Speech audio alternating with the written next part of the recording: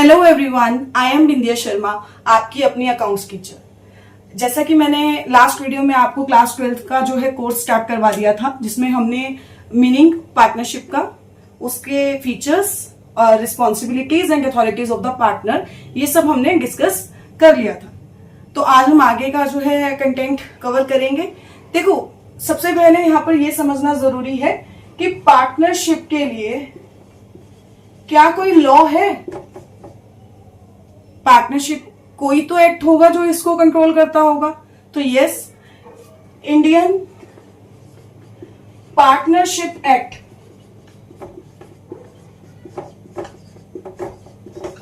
1932 जो है, ऐसा एक्ट है जो पार्टनरशिप को क्या करता है, कंट्रोल करता है। सपोज करो 3 पार्टनर्स हैं, ए, बी और सी।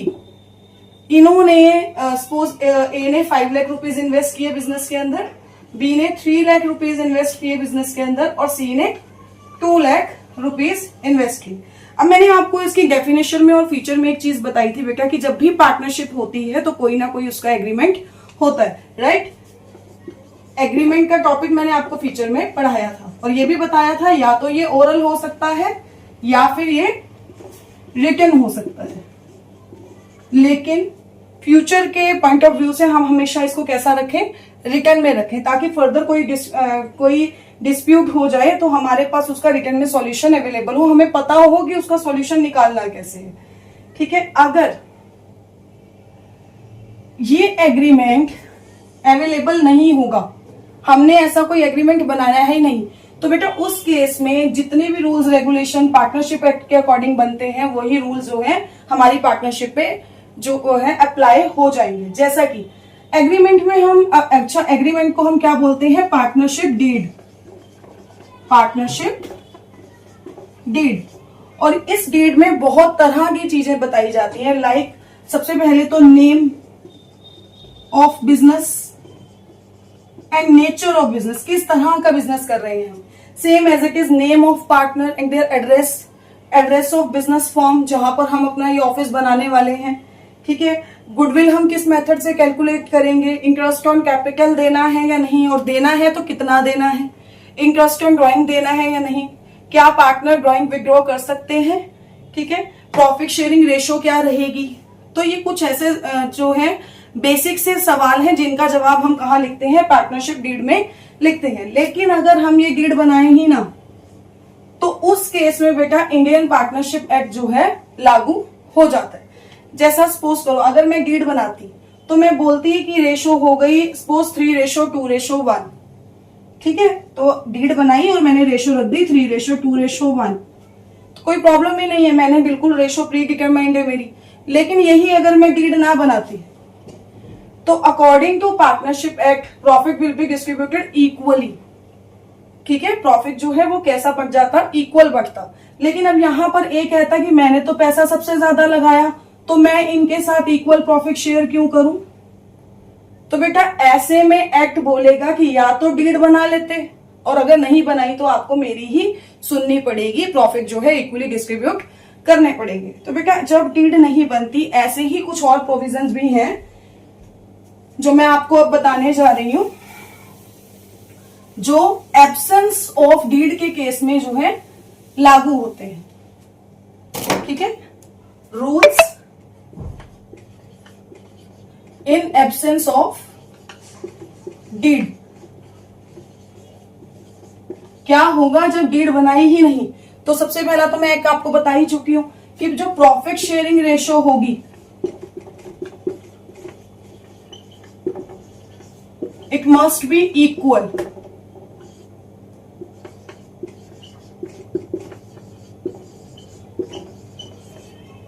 सेकेंड रूल, IOC यानी कि interest on capital will not be given, नहीं दिया जाएगा किसी को भी। Same as it is interest on drawing, ये भी किसी को पे नहीं किया जाएगा। Fourth, interest on loan, on partner loan, कई बार ऐसा होता है ना कि अगर फर्म को पैसे की जरूरत है और हम बाहर से ना लेकर पार्टनर से लोन ले लेते हैं, पार्टनर कहता है चलो मैं तुम्हारी हेल्प कर देता हूँ, मेरे पास मनी है।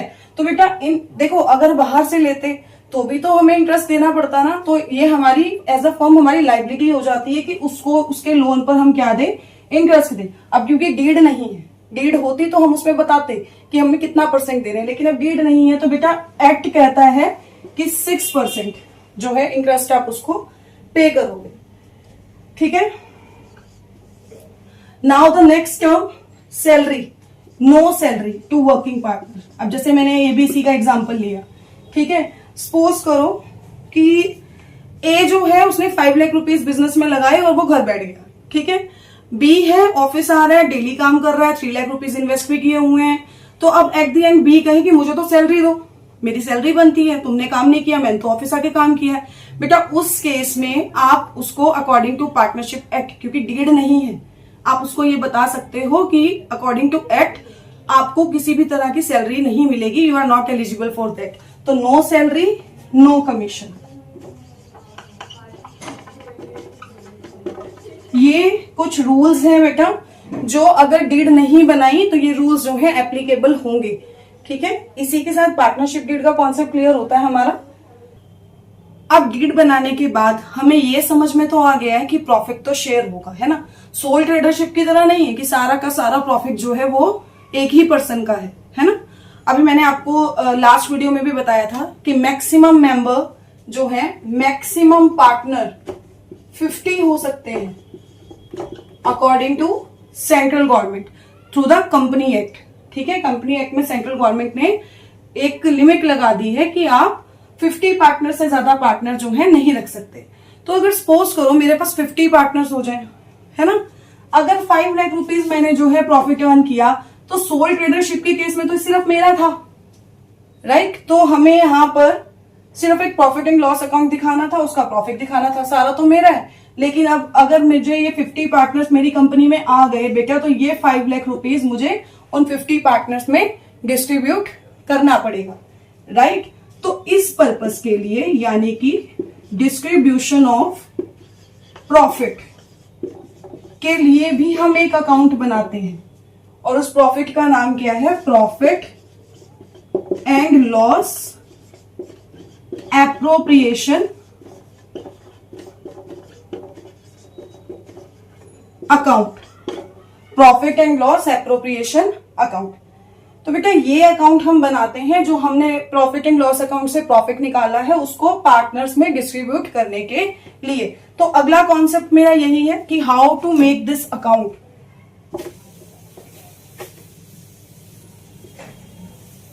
अच्छा, ये जो अकाउंट है ये बीइंग अ कंपनी में मेंटेन कर रही हूं, राइट। तो एक चीज यहां पहले समझकर चलना कि जो भी पार्टनर को मैं चीज दूंगी वो मेरे लिए एक्सपेंस हो जाएंगे कंपनी के लिए। मैं फर्म हूं ना, तो मेरे लिए वो क्या हो जाएगा बेटा, मेरे एक्सपेंस हो जाएंगे। और एक्सपेंस हम हमेशा क्या करते हैं, डेबिट। जो भी मैं पार्टनर से ले रही हूं, ठीक है, वो मेरे लिए मेरी इनकम हो जाएंगी, और इनकम होती है हमेशा क्रेडिट। ठीक है। इस कॉन्सेप्ट को ध्यान में रखकर चलना कि पार्टनर को मैं जो भी दे रही हूं प्रॉफिट में से, वो कंपनी के लिए एक्सपेंस है, तो इट शुड बी डेबिट। ठीक है। और पार्टनर से जो भी मुझे इनकम हो रही है वो मेरे लिए क्या हो जाएगी, क्रेडिट। अब पार्टनर्स को देती तो मैं बहुत कुछ हूं, जैसे कि बेटा सैलरी, ठीक है, कमीशन, इसके अलावा सैलरी हो गई, कमीशन हो गई, इंटरेस्ट ऑन कैपिटल, ठीक है। लेकिन उससे लेती हूं सिर्फ interest on drawing, being a firm. ठीक है। तो आपको यहां से एक क्लियर तो हो गया होगा कि डेबिट में तो फिर भी काफी कुछ है, लेकिन क्रेडिट में सिर्फ इंटरेस्ट ऑन ड्रॉइंग है। ठीक है। अब आपका क्वेश्चन होगा यहां से कि जो पैसा वो बिजनेस में इन्वेस्ट कर रहा है वो क्यों नहीं आया। बेटा that is not the part of the profit. ठीक है। तो हम यहां पर याद करो, मैंने पहली बात आपको ये बताई है कि एप्रोप्रिएशन में हम सिर्फ प्रॉफिट डिस्ट्रीब्यूट करना सीख रहे हैं, कि प्रॉफिट जो कमाया वो कैसे कैसे कहां कहां दिया है। ठीक है। और जो पार्टनर पैसा लगा रहा है that is the capital of him. ठीक है। वो कैपिटल है, प्रॉफिट का पार्ट नहीं है, इसीलिए यहां पर कैपिटल नहीं आया। ठीक है। देखो फॉर्मेट समझा रही हूं अब आपको मैं प्रॉफिट एंड लॉस एप्रोप्रिएशन का। सबसे पहले profit and loss appropriation account for the year ended 31st March 2025. Suppose, ठीक है, this side is debit and credit. बेटा याद रखना, प्रॉफिट एंड लॉस एप्रोप्रिएशन जो अकाउंट है वो एक नॉमिनल अकाउंट है. ठीक है, तो टी शेप अकाउंट बनता है इसका. Straight line,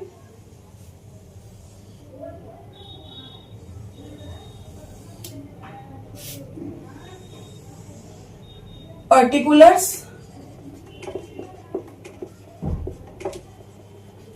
amount.